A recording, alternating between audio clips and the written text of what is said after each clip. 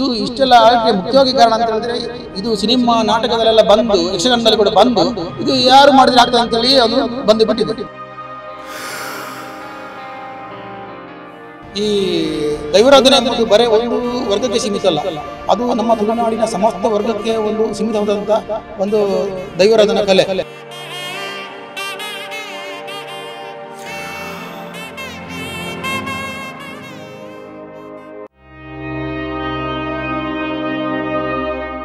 ದೈವ ನರ್ತನವನ್ನ ನಲಿಕೆ, ಪಂಬದ, ಪರವ ಸಮಾಜದವರು ಮಾತ್ರ ಮಾಡಬೇಕು ಎನ್ನುವ ನಿಯಮವಿದೆ. ಆದರೆ ಇನ್ನು ಮುಂದೆ ಈ ನಿಯಮಗಳಿಗೆ ಬ್ರೇಕ್ ಬೀಳುತ್ತಾ ಅನ್ನುವ ಆತಂಕ ಕರಾವಳಿ ದೈವಾರಾಧಕರಲ್ಲಿ ಮೂಡಿದೆ. 2024 ಜನವರಿಯಲ್ಲಿ ಮುಗೇರ ಸಮುದಾಯದ ಯುವಕನೋರ್ವ ದೈವ ನರ್ತಕರಂತೆ ಗುಳಿಗ ದೈವದ ವೇಷಭೂಷಣ ಧರಿಸಿ ಕೋಲ ಕಟ್ಟಿದ್ದುದು ಬೇಟಂಡಿಯ ದೈವ ನರ್ತಕ ನಲಿಕೆ ಸಮಾಜದಲ್ಲಿ ಭಾರಿ ಚರ್ಚೆ ಹುಟ್ಟುಹಾಕಿತ್ತು. ಭಾರಿ ವಿವಾದದ ಬೆನ್ನಲ್ಲೇ ಗುಳಿಗ ದೈವ ಹಾಗೂ ನಲಿಕೆ ಸಮಾಜಕ್ಕೆ ಯುವಕ ಕ್ಷಮೆಯಾಚಿಸಿದ್ದ. ಆದರೆ ಈ ಬಾರಿ ಮತ್ತೆ ಅದೇ ಜಾಗದಲ್ಲಿ ನಡೆಯಲಿರುವ ಗುಳಿಗ ದೈವದ ಕೋಲದಲ್ಲಿ ಮುಗೇರ ಸಮುದಾಯದ ಯುವಕ ದೈವ ನರ್ತನ ನಡೆಸಲಿರುವುದರಿಂದ ಮತ್ತೆ ನಲಿಕೆ ಸಮುದಾಯದಿಂದ ಗುಳಿಗ ಕೋಲ ತಡೆಯುವ ಸಾಧ್ಯತೆ ಇದೆ.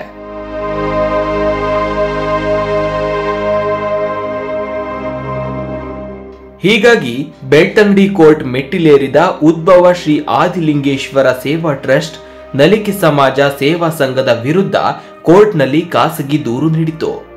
ದೂರು ಸ್ವೀಕರಿಸಿದ ನ್ಯಾಯಾಲಯವು ನಲಿಕೆ ಸಮಾಜ ಸೇವಾ ಸಂಘಕ್ಕೆ ಸಮನ್ಸ್ ಜಾರಿ ಮಾಡಿದ್ದು, ಸಂಘದ ಅಧ್ಯಕ್ಷ ಪ್ರಭಾಕರ್ ಎಂಬುವವರಿಗೆ ಇಂದು ಬೆಳ್ತಂಗಡಿ ಕೋರ್ಟ್ಗೆ ಹಾಜರಾಗಲು ನ್ಯಾಯಾಲಯ ಸಮನ್ಸ್ ನೀಡಿದೆ.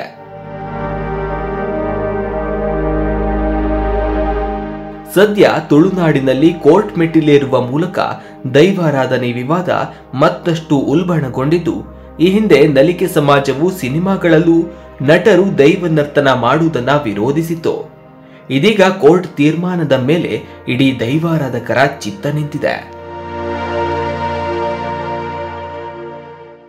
ನಾನು ಪದ್ಮನಾಭ ಮೂಡುಬಿದ್ರೆ ಅಂತೇಳಿ, ನಾನು ದಕ್ಷಿಣ ಕನ್ನಡ ಜಿಲ್ಲಾ ಪಾಣರ ಯಾನೆ ನಲಿಕೆ ಸಮಾಜ ಸೇವಾ ಸಂಘದ ಅಧ್ಯಕ್ಷನಾಗಿ ಕೆಲಸ ಮಾಡ್ತಾ ಇದ್ದೇನೆ. ಕಳೆದ ಬಾರಿ ನಮ್ಮ ಬೆಳ್ತಂಗಡಿ ಪರಿಸರದಲ್ಲಿ ಒಂದು ಮುಗೇರ ಸಮುದಾಯದವರು ಒಬ್ಬರು ಹುಡುಗ ಒಂದು ಗುಳಿಗ ದೈವಕ್ಕೆ ನರ್ತನ ಸೇವೆ ಮಾಡಿರುವುದಾಗಿ ನಮಗೆ ಅದು ತಿಳಿದು ಬಂದಿದೆ. ಹಾಗಾಗಿ ಆ ತಿಳಿದ ಕೂಡಲೇ ನಮ್ಮ ಬೆಳ್ತಂಗಡಿ ನಮ್ಮ ತಾಲೂಕು ಸಮಿತಿಯ ಅಧ್ಯಕ್ಷರು ಮತ್ತು ಪದಾಧಿಕಾರಿಯಲ್ಲಿ ಹೋಗಿ ಈ ಬಗ್ಗೆ ಅಲ್ಲಿ ಆಕ್ಷೇಪಣೆ ಮಾಡಿದ್ದಾರೆ. ಮಾಡಿ ಅದನ್ನು ಸೌಹಾರ್ದಯುತವಾಗಿ ಮುಗಿಸಿದಾರೆಂಬ ಒಂದು ಮಾಹಿತಿ ನಮಗೆ ಬಂದಿತ್ತು. ತದನಂತರದಲ್ಲಿ ಈಗ ನಮಗೆ ಬಂದ ವಿಷಯ ಏನಂತ ಹೇಳಿದರೆ, ಅವರು ನ್ಯಾಯಾಲಯಕ್ಕೆ ಹೋಗಿದ್ದಾರೆ. ನ್ಯಾಯಾಲಯದಲ್ಲಿ ಈಗ ನಮ್ಮ ಬೆಳ್ತಂಗಡಿ ಅಧ್ಯಕ್ಷರಿಗೆ ಸಮನ್ಸ್ ಬಂದಿದೆ ಅಂತೇಳಿ ತಿಳಿದು ಬಂದಿದೆ. ಹಾಗಾಗಿ ನಾವು ಈಗ ಎಲ್ಲ ನಮ್ಮ ಸಮುದಾಯವರು ಎಲ್ಲರಿಗೂ ಕೂಡ ಈ ಬಗ್ಗೆ ನಾವು ಅದನ್ನೆಲ್ಲ ತಿಳಿಸಿದ್ದೇವೆ. ತಿಳಿಸಿ ನಾವು ನಮ್ಮೊಳಗೆ ಈಗ ಚರ್ಚೆ ಆಗ್ತಾ ಉಂಟು. ಏನಂತ ಹೇಳಿದರೆ, ಈ ದೈವಾರಾಧನೆ ಎಂಬುದು ಬರೇ ಒಂದು ವರ್ಗಕ್ಕೆ ಸೀಮಿತ ಅಲ್ಲ, ಅದು ನಮ್ಮ ತುಳುನಾಡಿನ ಸಮಸ್ತ ವರ್ಗಕ್ಕೆ ಒಂದು ಸೀಮಿತವಾದಂಥ ಒಂದು ದೈವಾರಾಧನಾ ಕಲೆ. ಅದು ಗ್ರಾಮ ಸೇರಿ ಇರ್ಬೋದು ಅಥವಾ ಕುಟುಂಬ ಸೇರಿ ಇರ್ಬೋದು ಮಾಡುವಂಥ ಒಂದು ಆರಾಧನಾ ಪದ್ಧತಿ ಅದು. ಯಾಕಂತ ಹೇಳಿದರೆ ಇದರಲ್ಲಿ ತಂತ್ರಿಗಳಿಂದ ಹಿಡಿದು ಅದು ಗುತ್ತಿನವರು, ಬಾರಿಗೆಯವರು, ವಾದ್ಯದವರು ಮತ್ತು ಮಧ್ಯಸ್ಥರು ಎಲ್ಲರೂ ಸೇರಿ ಮಾಡುವಂಥ ಒಂದು ಆರಾಧನಾ ಕಲೆ ಅದು. ಅದು ನಿರ್ದಿಷ್ಟವಾದಂಥ ಕೋಡಿಯಡಿಯಲ್ಲಿ ಮಾಡುವಂಥ ಒಂದು ಸೇವೆ ಅದು.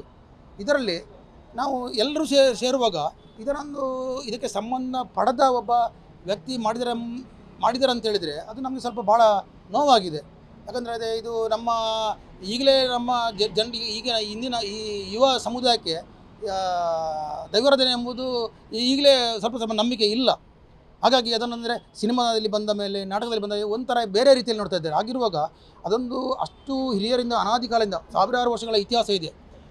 ಅಲ್ಲಿಂದ ಇದೊಂದು ಒಳ್ಳೆ ರೀತಿಯಲ್ಲಿ ಆಚರಣೆ ಮಾಡಿಕೊಂಡು ಬಂದಂಥ ಈ ಒಂದು ಕಲೆಯನ್ನು ನಾವು ಸುಮ್ಮನೆ ನಾವು ಒಮ್ಮೆ ಮಾಡಿ ನೋಡುವ ಅಂತೇಳಿ ಬೇರೆ ಸಮುದಾಯ ಮಾಡಿದರೆ ಅದಕ್ಕೆ ಸ್ವಲ್ಪ ಅಪಚಾರ ಆಗ್ತದೆ ಅಂತೇಳಿ ನಮ್ಮ ಒಂದು ಅನಿಸಿಕೆ.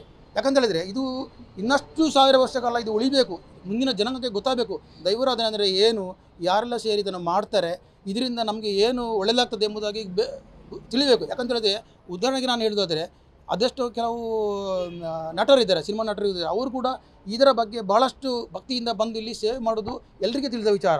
ದೂರದಿಂದ ಬರ್ತಾರೆ, ಇಲ್ಲಿ ಬಾಂಬೆಯಿಂದ ಬರ್ತಾರೆ, ಬೆಂಗಳೂರಿಂದ ಬರ್ತಾರೆ, ಮೈಸೂರಿಂದ ಬರ್ತಾರೆ, ಎಲ್ಲ ಬೇರೆ ಹೊರ ರಾಜ್ಯದಿಂದ ಕೂಡ ಬರ್ತಾರೆ, ಪ್ರಸಾದ ಇಟ್ಕೊಂಡು ಹೋಗ್ತಾರೆ. ಇಂಥ ಒಂದು ಇದನ್ನು ನಾನು ಕಣ್ಣಾರೆ ನೋಡಿದ್ದೇನೆ. ಇದು ಆಗಿರುವಾಗ ಇದನ್ನು ಇಷ್ಟು ನಿಷ್ಠೆಯಿಂದ ಮಾಡುವಂಥ ಇದನ್ನು ಬೇರೆ ಸಮುದಾಯರು ಮಾಡೋದು ಅಂತ ಹೇಳಿದರೆ ನಮಗೆ ಭಾಳ ಬೇಸರ ಆಗ್ತದೆ. ಇದು ಎಲ್ಲಿವರೆಗೆ ಮುಟ್ತದೆ ಅಂತೇಳಿ ನಮಗೆ ಬೇಸರ ಆಗಿದೆ. ಮತ್ತು ಇನ್ನೊಂದು ಏನಂತ ಹೇಳಿದರೆ, ಇವರಿಗೆ ನ್ಯಾಯಾಲಯಕ್ಕೆ ಹಾಕಿದರೆ ಇದು ನಾನು ಹೇಳೋದಿಷ್ಟೇ ಎಲ್ಲರ ಹತ್ರ, ಇದನ್ನೊಂದು ಸೌಹಾರ್ದಯುತವಾಗಿ ಅವರು ಕೂಡ ಹಿಂದೂಗಳೇ, ಹಾಗಾಗಿ ನಾವು ಯಾರಿಗೂ ನೋವಾಗದ ರೀತಿಯಲ್ಲಿ ಒಳ್ಳೆ ರೀತಿಯಲ್ಲಿ ಇದನ್ನೊಂದು ಅವರ ಜನಾಂಗದವರು ಕೂಡ ಸೇರಿಕೊಂಡು ಇದನ್ನು ಸೌಹಾರ್ದಯುತ ಇದನ್ನೊಂದು ಸರಿ ಮಾಡಿದರೆ ನಮ್ಮ ಇದಕ್ಕೆ ಒಳ್ಳೆಯ ಒಂದು ಬೆಲೆ ಬರ್ತದೆ, ದೈವಗಳ ಒಂದು ಆಶೀರ್ವಾದ ಕೂಡ ಇದರಲ್ಲಿ ಇರ್ತದೆ. ಅದು ಬಿಟ್ಟು ನಾವು ಕೋರ್ಟಿಗೆ ಹೋಗ್ತೀವಿ, ಕೋರ್ಟಲ್ಲಿ ಡಿಸೈಡ್ ಆಗಲಿ ಅಂತ ಹೇಳಿದರೆ ನಾವು ಏನು ಮಾಡ್ತೇವೆ ಅಂತ ಹೇಳಿದ್ರೆ, ನಾವು ಸಹ ಈಗ ಒಂದು ವೇಳೆ ಇದಕ್ಕೆ ಪರಿಹಾರ ಸಿಗದಿದ್ದರೆ ನಾವು 16 ವರ್ಗದವರು, ಅಂದರೆ ತುಳುನಾಡಿನ ಎಲ್ಲ 16 ವರ್ಗದವರು ಸೇರಿಕೊಂಡು ಇದರ ಬಗ್ಗೆ ಒಮ್ಮೆ ಸಭೆ ಕರೆದು ಮುಂದಿನ ಆಲೋಚನೆ ಮಾಡಬೇಕಾಗ್ತದೆ. ಹಾಗಾಗಿ ಅದು ಮತ್ತೆ ಎಲ್ಲಿ ಹೋಗ್ತದೆ ಅಂತ ಹೇಳಲಿಕ್ಕೆ ಬರೋದಿಲ್ಲ. ಹಾಗಾಗಿ ಇದು ಯಾಕಂತ ಹೇಳಿದ್ರೆ ಇದು ಇಷ್ಟೆಲ್ಲ ಆಗಕ್ಕೆ ಮುಖ್ಯವಾಗಿ ಕಾರಣ ಅಂತ ಹೇಳಿದ್ರೆ, ಇದು ಸಿನಿಮಾ ನಾಟಕದಲ್ಲೆಲ್ಲ ಬಂದು ಯಕ್ಷಗಾನದಲ್ಲಿ ಕೂಡ ಬಂದು ಇದು ಯಾರು ಮಾಡಿದರೆ ಆಗ್ತದೆ ಅಂತೇಳಿ ಒಂದು ಬಂದು ಬಿಟ್ಟಿದೆ. ಹಾಗಾಗಿ ಇದನ್ನು ಎಲ್ಲರ ಹತ್ರ ಕೂಡ ಒಂದು ಕಳಕಳಿ ವಿನಂತಿ ಅಂತ ಹೇಳಿದರೆ, ಇದನ್ನೊಂದು ಸೌಹಾರ್ದಯುತವಾಗಿ ಅಲ್ಲಿಗೆ ನಾವು ಇದನ್ನು ಮುಗಿಸಿಕೊಂಡು ಮುಂದಿನ ದಿನಗಳಲ್ಲಿ ಒಳ್ಳೆಯ ರೀತಿಯಲ್ಲಿ ಯಾವ ರೀತಿಯಲ್ಲಿ ಕಟ್ಟುಕಟ್ಟೆಯಲ್ಲಿ ನಡೆದು ಬಂದಿದೆ ಅದೇ ರೀತಿಯಲ್ಲಿ ಮಾಡಿಕೊಂಡು ಹೋಗಬೇಕಂತೇಳಿ ನಾನು ಎಲ್ಲರ ಹತ್ರ ವಿನಂತಿ ಮಾಡ್ತಾ ಇದ್ದೇನೆ.